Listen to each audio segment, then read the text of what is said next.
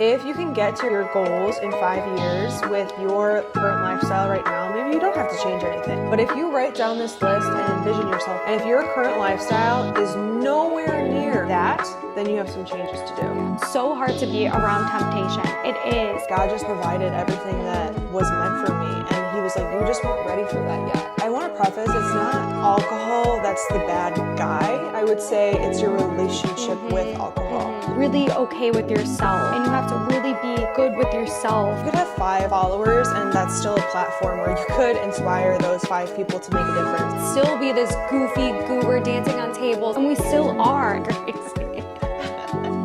That's This is not a funny joke. No, that's crazy. This is real life. Oh wait, we should really do a prayer before we start. Hi vlog, welcome back to my channel. Today we have a very special video, a very, very special video. It's a little bit different than my regular vlogs, but it's gonna be a really good one. It's gonna be a good one. You're in for a good ride. And of course we're joined with my beautiful best friend, the angel sent from heaven above, my beautiful Danielle.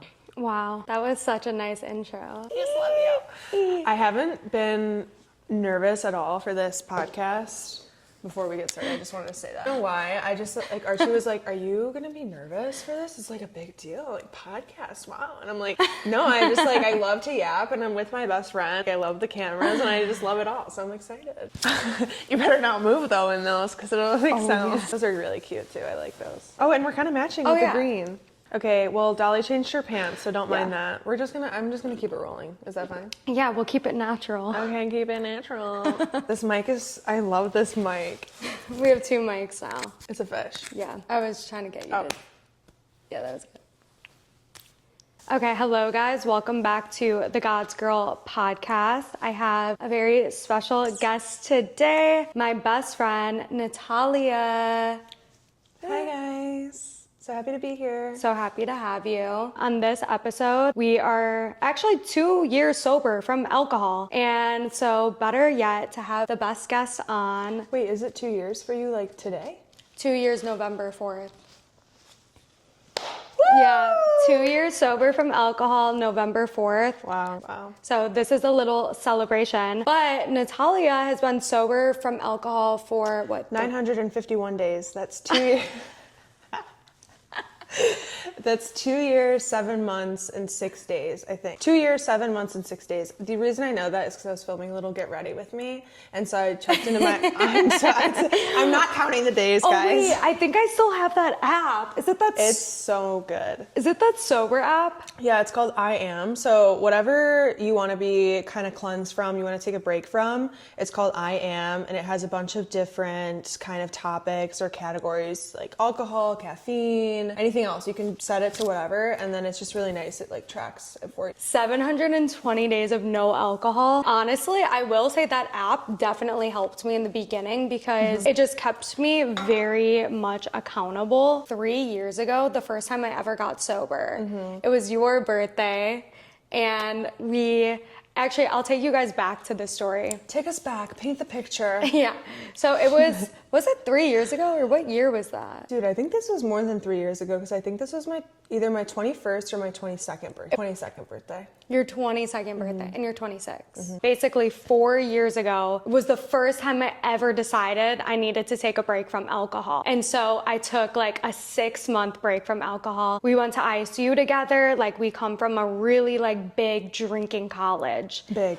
And yeah, like blackout was like the culture there. And I remember it was Natalia's birthday, and I felt, now looking back, I know these were convictions from God, but at the time I just thought I needed to get sober. It was your birthday, and you were actually so kind and gracious with me because everyone else was like, you're not drinking, like what's wrong with you? But you were actually like so good about it. Yeah, because it's like, if you're really someone, no shade, no foul, but like, in my opinion, if somebody's making a decision for themselves, a friend should support that decision, especially if it's something that motivates them for a healthy, well-balanced lifestyle. I just think that friends should be there to push you even further no matter what. I remember we had like a bottle of 1942, or is it 1840? It's 1942. And it was a free bottle. Actually, I'm pretty sure that weekend we probably had 3 of those bottles, and it just such a crazy time. And yeah, you were just that girl. I feel like not a lot of people talk about how normalized blackout culture is in college. Like, that is not normal. That is not healthy. It's just not normal. And it's really sad that people, especially college students, think that that is normal, and then they fall into that trap and that cycle. And so breaking away from that is just, especially at such a young age, especially at when everyone else around you is doing that. I thought that was incredible. So I was like, yeah, I'm gonna support my girl. Hello. Little did I know it was planting seeds in me the whole time. I guess that brings my first question. What inspired you to get sober? So I think that there's always been a little bit of an inkling in me. I was that girl that was like on the tables dancing, had the shots, had the alcohol. Okay, and I just want to preface, I am still that girl. I am still that girl dancing on tables and all that stuff, but I don't need the alcohol to do that anymore. And obviously life is a little bit different, so I don't find myself in those situations. But if there was a situation where music was blaring, you don't need alcohol to be confident in who you are and have fun. So I just want to preface that. That part for sure. But I think what motivated me and inspired me is just being friends with you and seeing you take that first leap. I don't think in the moment when I decided to go sober that was like in my mind, but I think you definitely planted those seeds. And seeing you do it and just seeing you thriving through it all probably made me think, ooh, maybe I should do something like that. But my journey specifically, I think I had a very unhealthy relationship with alcohol. I mean, if you know, you know. And I had very scary moments in my college experience where I was in relationships that I shouldn't have been in. I was in situations that I shouldn't have been in. I was just not who I wanted to be. And leaving college, I just felt like we need to change something. Something's not adding up. And it wasn't like that for me where I was like, I need to stop drinking. People that loved me, I'm pretty sure you've had multiple conversations with me when it was at its worst. My now husband at the time was my boyfriend, was telling me, you know, maybe you should slow down a little bit. Or my other friends were telling me, you know, and it's never gonna come from an external source. People can tell you over and over and over again, you have a problem, you need to slow down, this is not good for you. And you're just gonna be like, dude, shut up. Really, that's how I was. I was like, you're not gonna tell me how to live my life. I know I'm fine. Okay, so what? I black out. The next morning I wake up and I'll take a ibuprofen and I'll be good. And that's truly how I lived my life until I just got this like little inkling like, hey, I don't really want to drink right now. I don't really feel like it's not really something that's for me anymore. And it was just kind of like a little thought that kept like ruminating in my head. And I remember I went on vacation with, at the time, was my boyfriend, Archie, shout out. And he was like, I'm gonna go to the bar. I remember this like it was yesterday. We were on the beach and he was like, I'm gonna go to the bar. Do you want a pina colada or like a mojito? And I'm like, nah, I don't think I'm gonna drink today. And then the next day, and he was like so shocked. He was like, what? We're on vacation. You don't want to drink? And I'm like, no, I just kind of want to chill, enjoy the waves, enjoy my own peace without altering my state of mind. And he was like, okay. And then that just kind of led on to the next day. And then I was like, okay, I did this for a week. I'm on vacation. Let me go home and see if I can do this for a month. And then I did it for a month. This feels really good. Let me see if I could do this for 6 months. And then I did it for 6 months. Let me push 1 year. And then it just kept going and going. No, that's so good. Because I even remember the first time I got sober was her 22nd birthday. But then that was only 6 months and I started drinking again. But then when you got sober again, it planted a seed in me to start getting sober. I feel like God has put us in each other's life for a very specific reason. I think there's many reasons. I think he wanted us to have like each other, to be sisters walking this journey together, and to have someone who really gets the other person and gets where we're coming from. And I feel with every phase of life, we've always been trying to be our best selves. It's allow the other one. If the other one has slacked a bit, we kind of pull each other. You're like, no, come back to the path. There's a specific path that God has called us to. And yeah, I'm so happy we're doing this episode together, because I don't think either of us would have been going so strong on being sober from alcohol for as long as we are if we didn't have each other to keep each other like accountable. If you want to talk about your journey with med school and how sobriety played a role in your journey to med school, do you feel like that led you to where you are now? Yeah, I just think that when I made the decision to change my life, because that is for me, it was a very life-changing experience. Everything changed in my life. I, for a long time, had no idea what I wanted to do with my life. I knew I wanted to be medical field. I knew I wanted to do something with medicine, but I just didn't know what that looked like. And I just was continuously searching and searching and searching. And then when I stopped drinking alcohol, it just felt like everything all the puzzle pieces came together and kind of painted this beautiful picture for me. I just think it's really important to trust God's timing and everything, because everything just played out so perfectly and so just divine. I have divine tattooed on my arm, and I just love that word so much, because it really just means, for me, trusting in God's beauty, trusting God, divine timing, divine, everything about God is divine. And so, yeah, I just think when I stopped the thing that was literally suppressing me, killing me, making me feel like I was nothing, worthless, again, in relationships and environments that I should have never been in, when I took that out of the picture, God just provided everything that was meant for me. And he was like, you just weren't ready for that yet. But now when you let go of this thing that was, it's not, I want to preface, it's not alcohol that's the bad guy. I would say it's your relationship with alcohol, because the Bible doesn't say, that drinking alcohol is a sin. It's getting drunk that's a sin, and doing the things that you wouldn't normally do. You're altering your state of mind to the point of doing these horrible things. And so I just want to preface that, because and for me personally, it came to that point where I did not have that control with alcohol. I never did. I never was able to have that relationship with alcohol, and now I'm a completely different person. So is there a future where alcohol is something that comes back into my life? Maybe, I don't know. That's up to God. That's not up to me.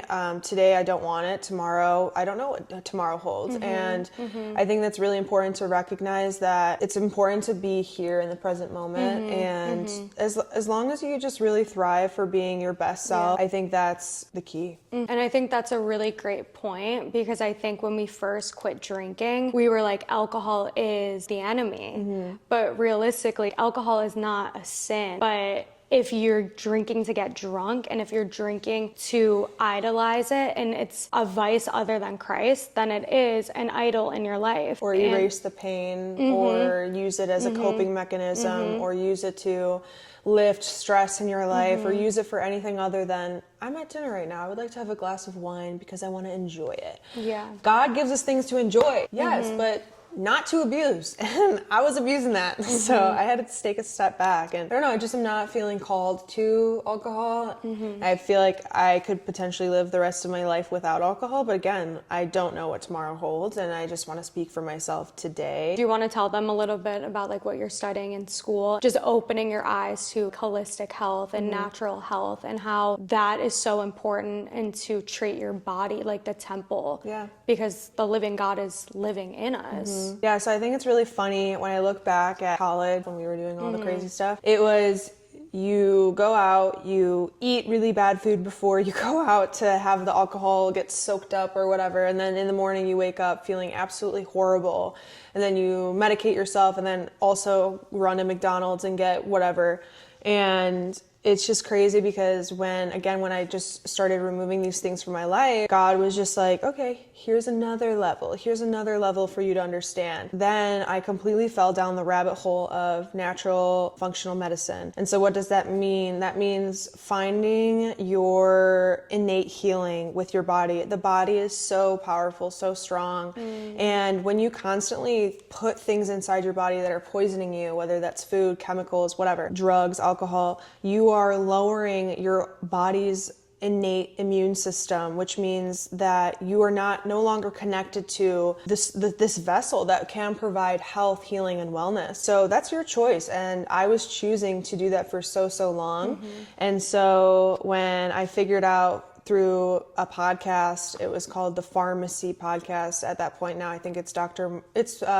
Hyman's, Mark Hyman's podcast. If you're looking to dive into natural health, holistic medicine, I would say start there. A lot of people online talk about how, all the people that are talking organic and talking non-toxic and talking about this holistic way of healing, it's like a scare tactic. I've seen that a lot recently. You're scaring people. Like, why are you saying about all this toxins and stuff? No, babe, it's just the truth. I'm just trying to use my platform, how little or how big it'll eventually be, to inform people, to get them to understand. Because when I was in the position of doing everything that I was doing, I had no idea of this whole world that unfortunately is all about chemicals, toxins, and things to suppress our immune system, which then in turn suppresses the mind and your connection maybe even with God. I just think turning to natural, holistic medicine was just another one of God's gifts that he was able to open my eyes to. I always compare it to, it's not anywhere near the comparison of the glory that, God has for us, but your eyes are so closed and you have no idea of what's going around until they're fully open and you see, oh my gosh, this is killing us. It's literally killing us. And the same thing with just the relationship with God is, you have no idea what's happening until your eyes are fully open to knowing how good God's love is. So. Wow. And do you feel like there's a correlation between drinking alcohol and not taking care of your health? So I think, again, it's all about balance. But for me personally, I kind of have been struggling with that word balance because I think people can take that and be like, okay, I live most of my life really, healthy, nutritious, but then there's going to be times where I'm going to get blacked out drunk and do all this stuff, and that's balance. To me, that's not balance. I think balance is always waking up and prioritizing your health, your wellness, and well-being. But if that looks a little bit different than your regular routine and habits, then that to me is what balance is. It's kind of getting off track a little bit, but that doesn't mean that all of your values and morals go out the door. So I think having a relationship, and again, it's really dependent on the person. If you have had an issue with alcohol, if people have told you like, hey, take a step back and look at this. If you even clicked on this video today, that to me is a little itch that you should probably investigate that a little further and give yourself grace. This is a very, very heavy topic, and I want to be sure that you know that, and you clicking on this video today is just evidence enough that you do want to become your best self. You're the best version of yourself, and it's no comparison game. Everyone's journey looks different. Even looking at us, if we were able to control ourselves and have that healthy relationship with alcohol, then okay, that could still technically be healthy. It's all about that structured balance. I think that's the way I really like to put it, is like a structured balance. Do you think as a leader you are held to a higher standard because you have people that you have a platform, you have people who follow you? Do you think it makes you want to uphold this standard of health and wellness? And obviously you're in med school working to become a doctor. Do you feel like that helps inspire you to like keep going with this? Yeah, I think that's a great question. I absolutely love when people reach out to me and say, hey, the way that you're living is really inspiring me to make a change. You could have 5 followers and that's still a platform where you could inspire those 5 people to make a difference. I think using whatever social media you may have or in life, like let's say you're in your friend group, that could be a platform. You don't always have to look at platforms as like the social media aspect. Whatever you kind of have control over in your life is your platform. I really love using my platform for inspiring people to make those healthy decisions, to make those healthy choices, to make the right decisions for their life in a way that's like not judgmental ever, because I was there, and I was probably out of everyone the worst that was there. Trust me, if you know, like, so it's never coming out of a place of judgment. It's truly coming out of a place of, I know that there's someone on the other side of the screen that maybe seeing this story, maybe seeing this post will motivate them to make a few changes that will then propel them forward to a journey of healthier living, of getting closer to God, of non-toxic living, of a sober life. Using your platform, whatever it may be, whatever stance you're at, to inspire and motivate people is the way to go, because social media is such a beautiful thing if you use it in the right way. I love posting my life and showing that sobriety can be so fun, and you can still be a goofy goob, and you don't need the alcohol to kind of get you to that level. Embodying that is the best feeling ever. For sure. I think so many times people think they need a substance substance to be their most fun self. And that's just like simply not true. I think alcohol will convince you that you need this thing in order to be outgoing, to be confident.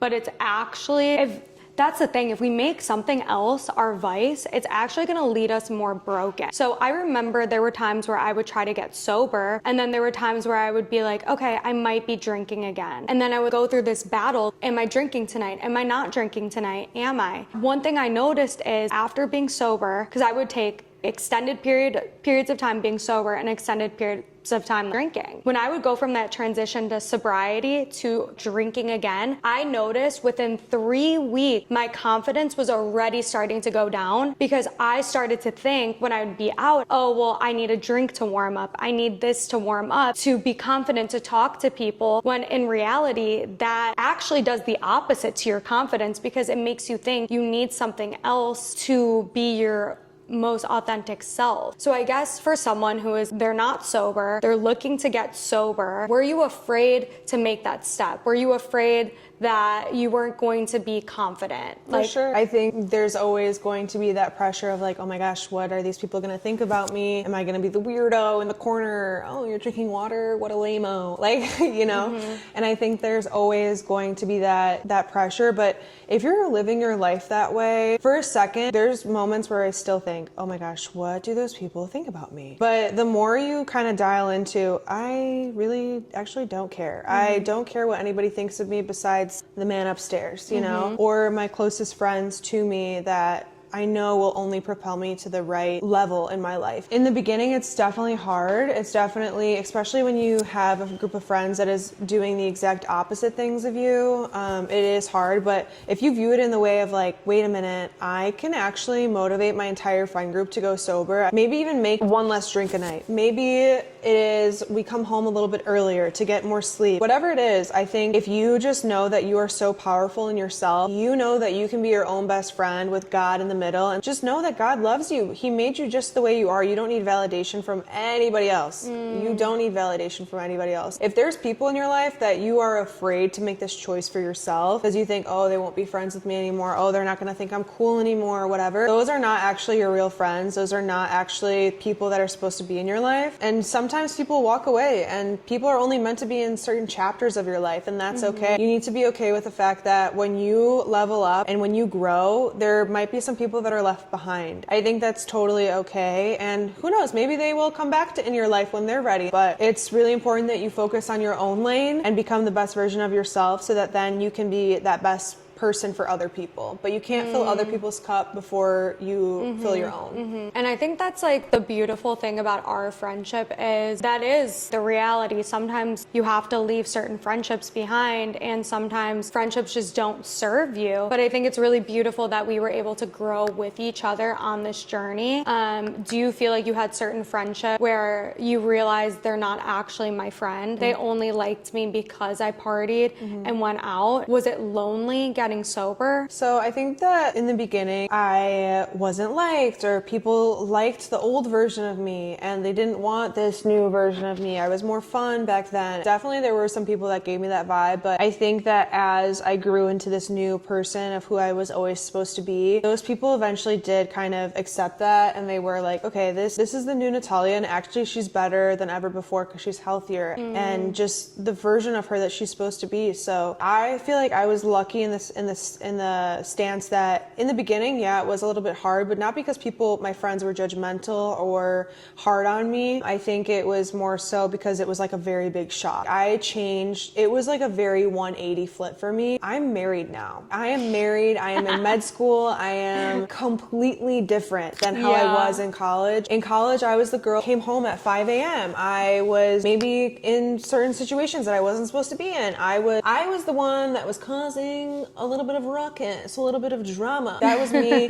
And, you know, I'm proud to admit that now because I still love that version of me. It was the version of me that created her. It took me a while to get to that point though, because honestly, looking at that question now, it's not even the other people that kind of were hard on me. It was myself. I was the hardest on myself. I was the one that was, oh my gosh, this is kind of crazy. I've changed a lot. Who even am I? Like, really, who am I? Am I not allowed to be this goofy, crazy girl anymore? Am I not allowed to, you know, do this because I'm in med school? And I'm still figuring it out, and I think I'm always going to be figuring it out because I always want to level up to the next version of myself. Obviously with God pushing me even further, because I know he's got such big plans for me and for us and all the people in my life. And so I think the beginning of it was, and even now, the whole process of it all was, I feel like I was the hardest on myself and judging myself the most. And not until recently, when I took a step back from social media, I deleted all of my apps for about 2.5 months. I cleansed everything because I'm like, I need to cleanse my brain. What's going on? I'm so confused. Who am I? And so just removing yourself from all of that and being able to sit back and be like, okay, God, tell me who I am. Give me a second to think.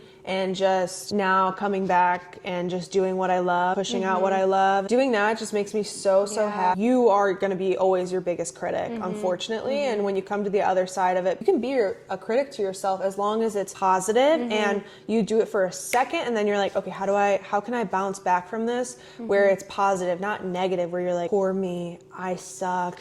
Everyone hates me. Because there's definitely been those times, but yeah, it's definitely a process and a journey, and the other side is so beautiful. I will say, watching you go through this transformation, at the end of the day, when you remove things that are not good for you, you actually find your true self. So it's like a lot of things, and I feel like your personality is still the same. It's not that your personality is going to change, but actually the thing that was sucking and draining your energy is not going to be there anymore. So you're actually going to be more radiant, more full of life, and you could still be this goofy goober dancing on tables, and we still are. And that's why no matter what, with substances or without, the friendship was real and everything was real. I guess my other question that I have is, because you got sober before you got saved, do you feel like Jesus was convicting you? Now looking back, are you like, oh wow, that was God? Well, first I just want to say, looking at you right now, you're so beautiful. Glowing. This is made for you. Seriously, you're such a good, this is just flowing so beautifully and perfect. This truly,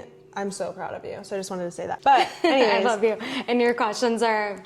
Your questions are... I mean, your answers. Your thank answer. you. Yeah. So for sure. The straight answer is yes. For the longest time, was so confused. I was so confused, man. I remember being in the car with my mom and my brother and being, I don't even know if Jesus is real. What are you guys talking about? What do you mean? Who, what? I wanted to find something to help me. I wanted to find a higher power, and I just didn't know what that looked like. And so I resulted to other things: crystals, tarot, spirituality in like the dark ways, astrology, all of that. And I just was so, like, I was searching for that, and I thought that gave me relief, and I thought that it brought me healing, but I realized that actually those times were some of the darkest times in my life. God has always just pulling at my heart, and I just remember so wanting a relationship with God. But a few weeks before I, dedicated my life to Jesus, I was wanting that relationship so bad. I'm like, how do I get there? But I was still doing things that were so against God, still so confused. Like, I remember we were going out one time and I'm like, why can't I wear this?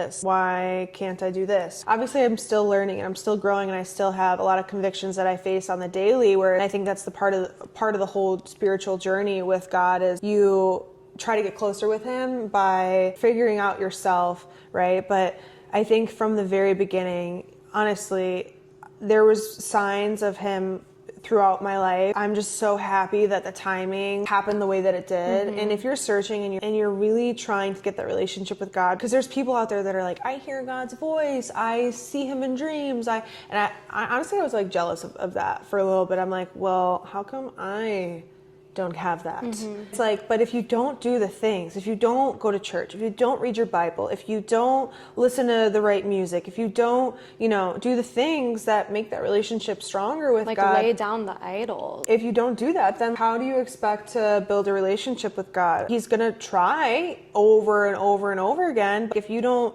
lay down the things and get closer to him, there's no way that he can really get to you because there's walls and blocks. So remove those walls and blocks, and then slowly he'll come into your life. He wants that relationship with you. Right now, I'm so happy that I have the Holy Spirit so heavy in me where I could be confused about something, and then I'm like, okay, God, do your thing. And then he gives me the answer almost instantaneously of what I feel and what I know. It's just truth. And I'm just so grateful for that. Everyone has their own journey with God. So don't be hard on yourself and give yourself grace. Yeah.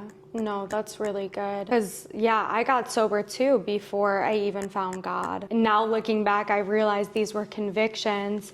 And convictions aren't these like scary things, but it's a way that God will protect us because we're sensitive to the things that he wants for us. Things that are hurting us, he wants us to know. He'll gently give us convictions like, hey, these are not the best for you. This is hurting you. And when you actually listen to the convictions, I believe we were so lost in such a dark place for so long. We just started listening. We were like, this is not working anymore. And because it wasn't working, we started taking a step into the right direction, and I believe it was God guiding us to him. Also this, I feel like we've never really talked about this in comparison. Maybe we have, but I don't know. Just like how hard a time we had with making friends. We both had a very hard time with girlfriends in our life. And I think that's also interesting. You can go through having very, very just not the best relationships. You can put your heart on the line for people, and people will take advantage of that. And as long as you stay true to who you are, try to be a good person every day and try to do the good things, God will see that, and he will put that perfect little dolly in your life, put that perfect little friend in your life that will be there for you. And yeah, so I just think it's very interesting. Decided to give that to God and let him take it from me. And that's it. Like, you do not have to do this alone.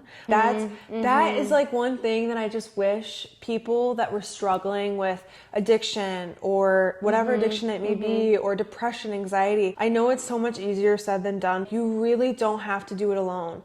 You really can just give your life to God and let him do it for you. Let him heal you, let him guide you, let him save you. You're not going to save yourself. No one is going to save you but God. And so when I decided to do that, it just catapulted me into a new way of life and living, and just having him by my side and just having him be there for me every single day. And listen, the last 6 months have been probably some of the hardest times of my life, okay? But look at me, thank you, God. Thank you, Jesus, for that. Okay. Yeah, there's been a lot of situations that have come into play into my life recently that if it wasn't for God, and if I didn't have him as my base, my foundation, my firm, strong standing, I don't know where I would be. Okay. And without God, you would probably run back to the vices. For sure. Quickly. Like that. He's putting you under so much pressure to mold you and to create you in this and give you this character that he wants you to have. I have to remind myself when I'm going through things, I don't have to do it my old way anymore. I have you to help me. Is that something you have to like remind yourself that you're not doing it alone? Whenever I find myself in a difficult situation, or it's very easy to just rely, you're like, oh, how am I going to get through this? What's happening? And don't be deceived to the point where you have God in your life and everything's going to be holy and magical and great all the time. That's not how it works. Even when you do have God in your life, you will still go through these crazy experiences because we do live on earth, right? We're not in heaven. We are on earth. We are living the human experience. And even with God as my firm foundation, going to your question, when I go through things, my first instinct sometimes is, okay, I got God. But most time, the first thing I think is, oh my gosh, this is horrible. What a normal person would think, you know? You have these emotions, you're going to feel the things, but it's how you rebound from that, how you take that emotion and then you can give it to God, and then you can be like, okay, I felt the things, because it would be a lie if I were to sit here and say, oh yeah, horrible things happen to me, but you know, God's got my back, so I feel nothing. I feel happy and joyful all the time. No, that's not how it works. You will feel sad. You will feel grief. You will feel depressed at times. You will feel anxious, but it's the fact that God is there to help you and lift you through all of the things and just get you past that point.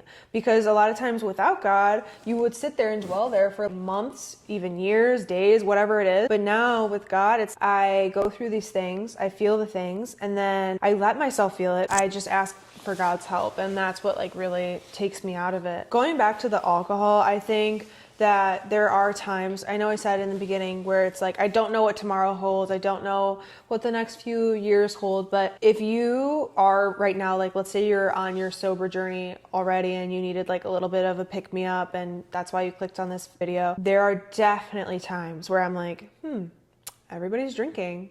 I wonder what that, what is it called? What are those coffee drinks? Mocktails? Espresso martinis. Espresso martini!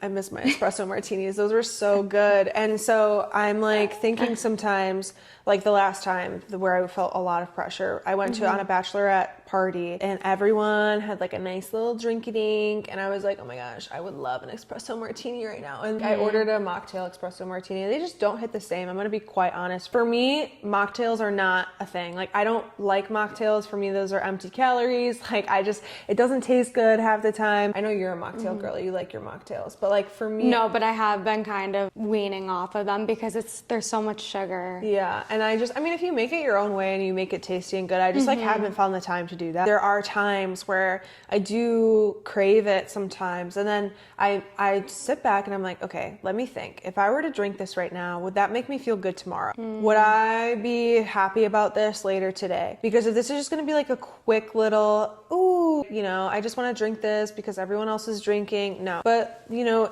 let's say down the line in a few years or in a few months or whatever it is, if I'm sitting there and I've thought about it for quite some time, and if I do want to have a drink, I think that's okay. Again, about your relationship with alcohol. And that point of when I was at that bachelor's trip, that was me potentially falling under the pressure that not even anyone else was giving, but again, what I was giving myself. I was pressuring myself. Everyone else is drinking. I think it would be fun if I had a little drink. No, that's not the case. No, I kind of been feeling that pressure again arising lately because I don't really go out with the same friends I still have a lot of the same friends from college who I partied with, and they're truly like my family. But being a part of like my church community and my family, going out with them, we were just at a birthday dinner and people are drinking, you know? I mean, people aren't getting drunk, but people are drinking. And I'm like, oh, it really goes back to, it's not that drinking in itself is bad, but our dynamic and our relationship with it was bad. Maybe there will be a point where we can have a drink or a glass of champagne as like a celebratory toast or something. But I do think it was very necessary for us to stop drinking when we did because our toxic habit. I look at the college kids now. They are drinking and it's horrible, and I really would rather people just not drink at all than go down that hole of going to get blackout in college and thinking that's the life. College is one of the most dangerous places because if you want to stay sober and you're around everyone that is drinking and taking shots, it's going to be very, very difficult. What is one piece of advice you would give to a college student who wants to get sober, but everyone around them is drinking? So I would say, to be honest, nobody's really paying attention to you that much. You don't have to announce to the whole world that you're not drinking, right? I did because I'm that person. Like, I'm not drinking, everybody. I'm posting it on my story. I want everybody to know. But like, you don't have to be that way.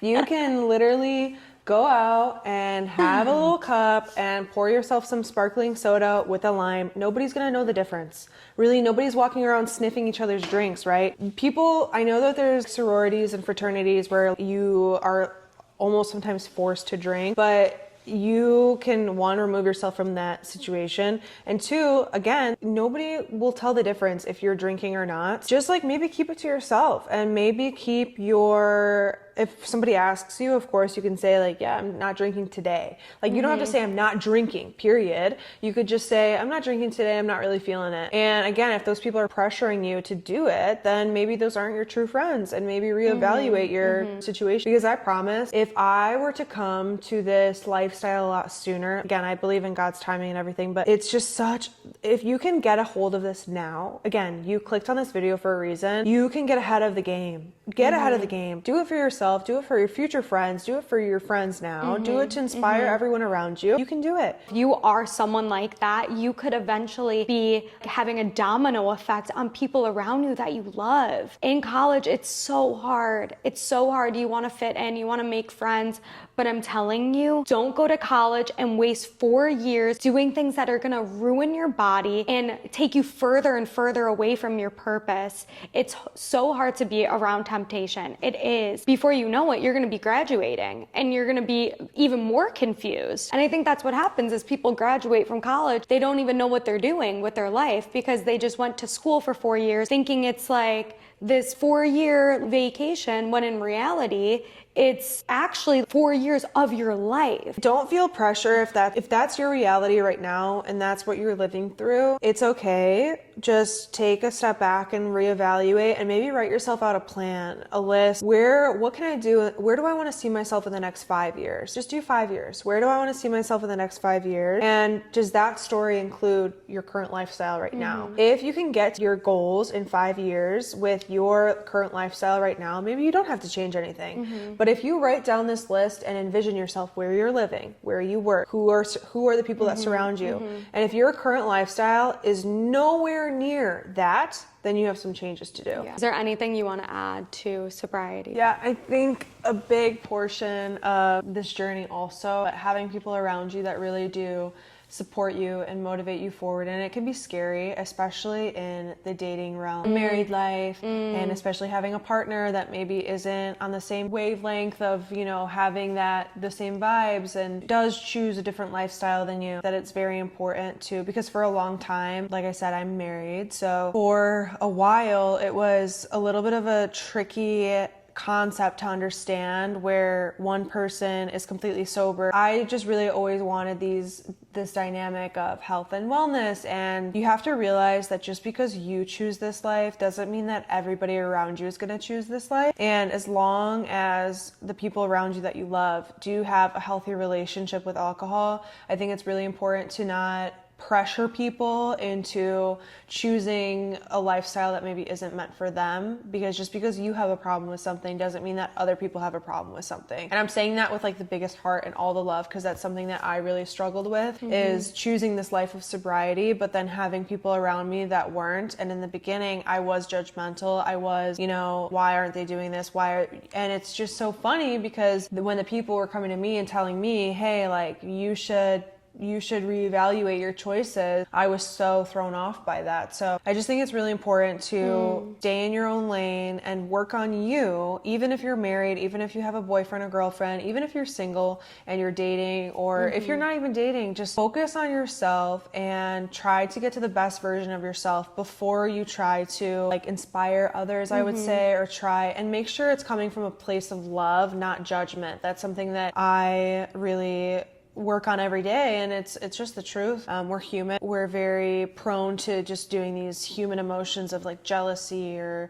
judgment. It's just wired in us, but it's very important to take a step back and have God be there for you to help you with those emotions. Now with my husband, he can go out and have a drink or a few drinks, and I'm totally okay with that. And in the beginning it wasn't like that. I would be annoyed or just pissed off or whatever because he was drinking and I wasn't. Now I ask God to help me with that, and it's been helped, it's been dealt with, and now we can go out and have a good time and he can drink and I don't have to, and that's okay. I also think with dating, sometimes people think, oh my gosh, I have to be sober on this date, but I'm telling you, it is such a beautiful thing to be sober on a date. I've gone on dates with guys and certain people who make you very nervous. That is like your body and God's way of telling you it's a no, because I pray that the person that I'm supposed to be with will bring me peace. And when you're drinking, you're masking that. So you actually can't see clearly of like who you're actually sitting on the date with. And so when you experience that anxiety, which sometimes it will happen when you start dating again, and that's totally normal, but to go and take a shot, have to drink on the date, you're actually clouding your mind so much, and you're not seeing this person for who they really are, because maybe you don't want them to see you for who you really are. So you got to get really, really okay with yourself, and you have to really be good with yourself. And then there will be people where you just click right away. And you could tell, because there's no alcohol involved, you'll be like, oh my gosh, wow. I'm not even nervous at all. This person literally gives me so much peace. And you could gauge based on that. Instead of going on dates with people, I used to go on dates with people and we drink and like it'd be a fun time. But then it's like, are we even compatible? We could just have a fun time because drinking lowers our guard. And the guard is supposed to be there for a reason. We're not supposed to just go on one date with someone and be like, oh my gosh, we're like so buddy already. And that's what I think sometimes alcohol does, is it lowers our like guard a little bit. And I think sometimes we need to ease into things, and things are supposed to be a slow burn, and things are supposed to take time. And I think people don't want to feel that discomfort. Like, we would drink before we even went out because nobody wanted to feel discomfort. So you mask the discomfort with the alcohol. I think that's like the thing. You got to get really clear. Like, am I drinking to mask the discomfort? Am I drinking to give where I'm like lacking confidence? Or am I drinking because I just want to have a drink or two, not to get drunk? And that's what I realized when I got sober is, wow, I'm not pre-gaming. I'm not drinking before the event. I'm actually warming up naturally to the event. Do you think that was something you used to do, would drink so it would block the discomfort? Oh yeah, all the time. You don't want that destruction, that chaos in your life. You want the peace, the joy, the happiness, the love. And with alcohol, you will not find that if you have an unhealthy relationship with it. Because there are some people that can definitely, you know, have that healthy relationship with alcohol. Having a drink or two of alcohol doesn't make you not sober. Oh yeah, that's a big thing too. Everyone's limits are different. But like, let's say I can have 3 drinks or something. Those 3 drinks can make Dolly drunk maybe. So just because one of your friends can have more drinks than you have to know your own limits. For sure. Because I'm like, for me, it's such a fine line. Yeah, there's a lot of healing I still gotta do before I even come into the question of, is alcohol meant to be in my life or not? And I'm proud to say that I'm healing and I'm growing. All comes with time and with your own lessons of life. So you even clicking on this today just shows that you do want to find that path and that you do want to get closer to yourself and who you are and who you're meant to be. So be proud of yourself, love yourself, be so proud that you are who you are, and just continuously try to get better, even if it's one day, 1 second at a time. Make good choices that will make you feel good in this moment right here. Okay. Yay. Okay, guys, thank you so much for tuning in. Thank you so much for being here and being my first official guest.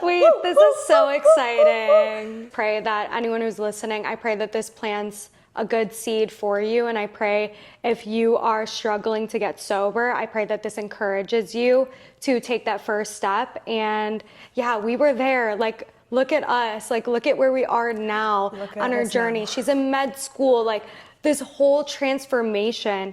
And if you guys are struggling, like, Jesus is the answer. To have, I'm so grateful to I'm so grateful to have had you be my first guest. Thank truly, you. I'm so excited for this episode. And I'm hoping you invite me back soon. Yeah. This was so much fun. If you do not know who Natalia is, she is incredible. Like, I'm just so blessed and honored to have you as my best friend. She posts vlogs and she's very active on her social media, and she's just so inspiring. So she is just a multifaceted, high capacity individual, and she will just inspire you to take your life to the next level. And When you say it like that. Yeah, I know it's not always easy to show people where you were and to have them now see you where you are, and you're just radiating. Where can they find you, Dolly, Miss Dolly Girl? So you can find me on Spotify, Apple Music. Wait, not Apple Music. She be dropping them beats. You can find me on Spotify, Apple Podcasts, and YouTube under the God's Girl Podcast. And then on Instagram, it's doll, ITS, and then DOL with like 6 L's. There we go. Just drop it for them so they can I'll drop see. it, don't worry, girlie. Yeah. Thank you guys so much for tuning into our vloggy vlog podcast. I know this was a little bit of a different speed of a video, but I hope to do more of these in the future because I love yapping. We love yapping. So thank you guys so much for watching. I'll see you in the next one. Bye.